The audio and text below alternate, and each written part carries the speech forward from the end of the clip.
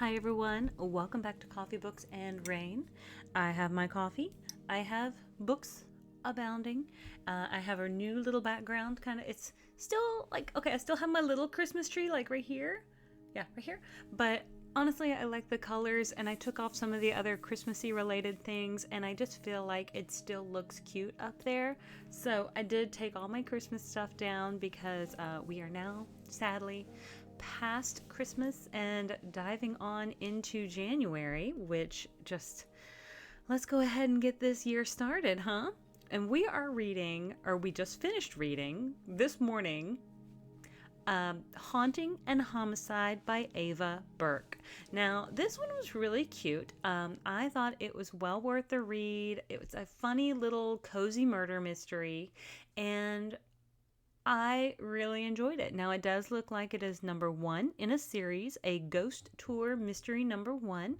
And I like the fact that it's set in New Orleans because I am a girl who was originally from Louisiana.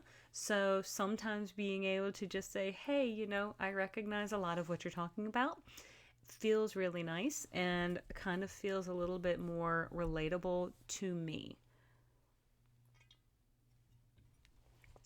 So there have been a couple books that are kind of situated in Chicago, or books that one recently was set in Georgia. And I want to say it was like a small town called Enigma, Georgia. And this one's kind of set in, New Orleans in the Garden District. And all of which I am pretty familiar with. I loved living in Chicago. My mom is still over in Georgia, so even though I don't know where Enigma is, I can probably Google it and see if it's a real place. But being small town Georgia, not too unfamiliar. And then, again, being from Louisiana, being born and raised there, and then kind of moving around, Louisiana is still where a lot of my family is. But let's dive into Haunting and Homicide by Ava Burke. Now, this book is expected to be released on January 21st of 2025, and it is not a super long book either. I want to say it was about 270 pages in ebook for me. I did have this one on my Kindle because every once in a while, there are two different dates inside of NetGalley. One is the publication date, the day that it's going to hit the shelves or be available to the public. The other is the archive date. And sometimes the archive date is honestly weeks or months ahead of the publication date. So when I saw this particular book, I did realize that the archive date was, I want to say, sometime in December. So I had to go ahead and make sure it was on my Kindle, because if it's on my Kindle, then it doesn't disappear nearly as fast if it's in my NetGalley account.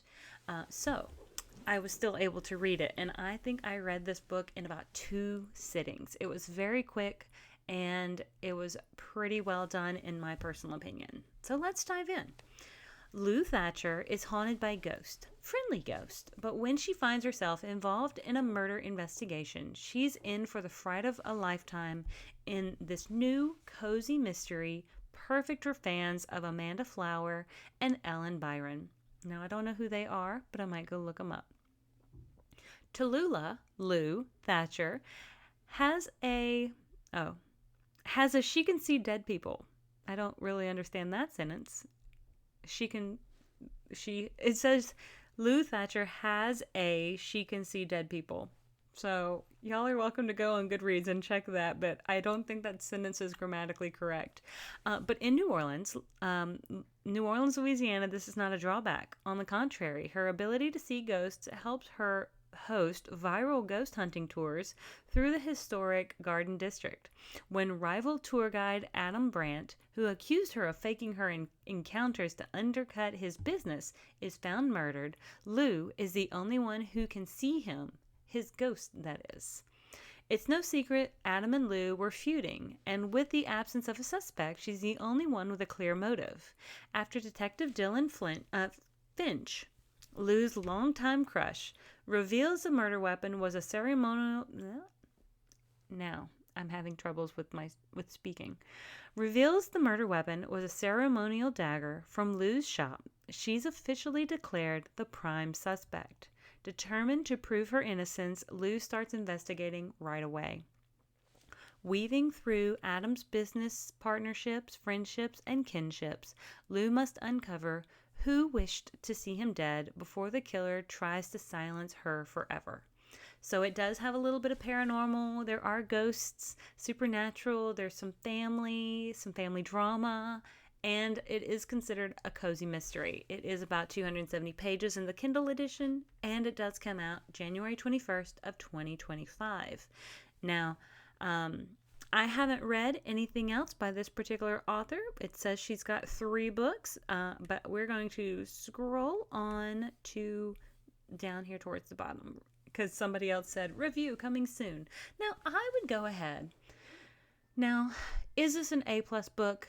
No, but did I have a lot of fun, read it quickly, and am eager for the next adventure? Yes. So all of that being said, even though I probably give it a 4.5 stars, 4.25 stars in its own category of cozy mystery. Now, this is not a book that I would place with big name books such as like Wind and Truth or something. But in its own little category of like the cozy mystery thriller, I give it 4.5 stars. It's fun. It's easy to read. The characters are pretty likable, the ones you're supposed to like at least.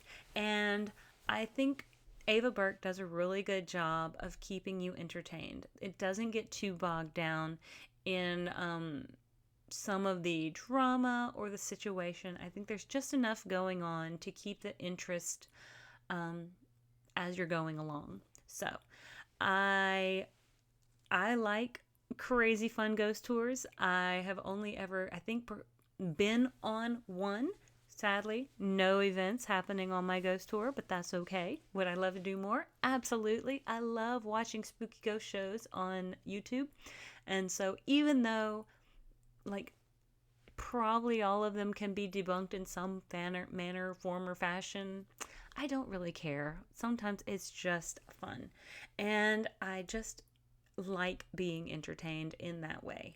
And so I thought this was really a cute book. Lou is likable. She is staunch protector of her little brother, which I loved. I will say the dynamic of that particular part was brilliantly done.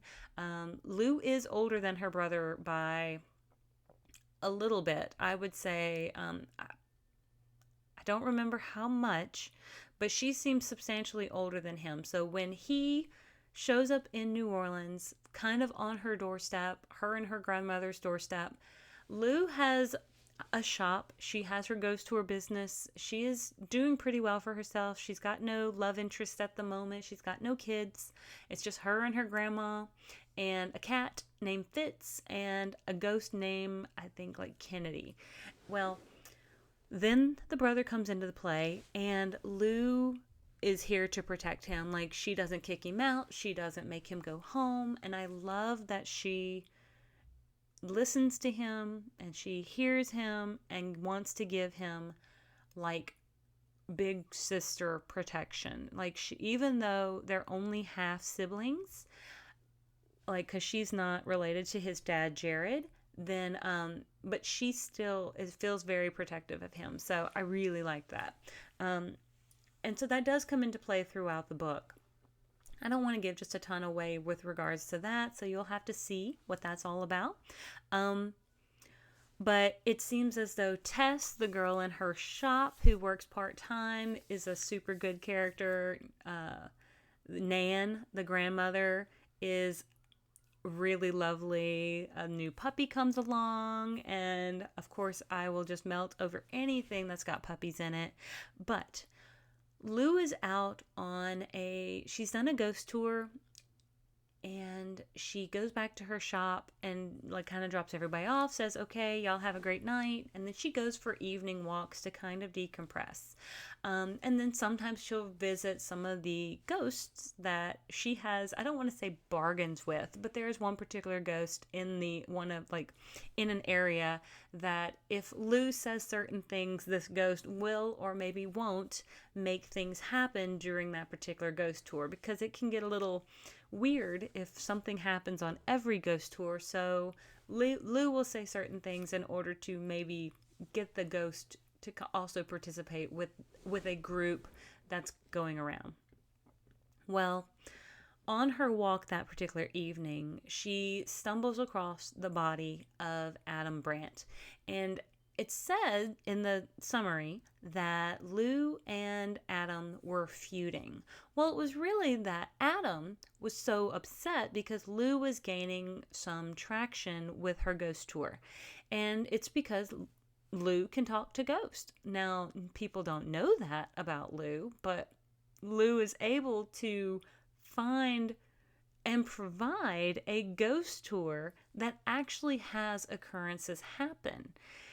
And Adam is more or less jealous. He feels like he's losing business to her, and he's just invested like money into vans and all this sort of stuff, and like an upgraded website. And so he thinks of Lou as like this like competitor, as like, his enemy.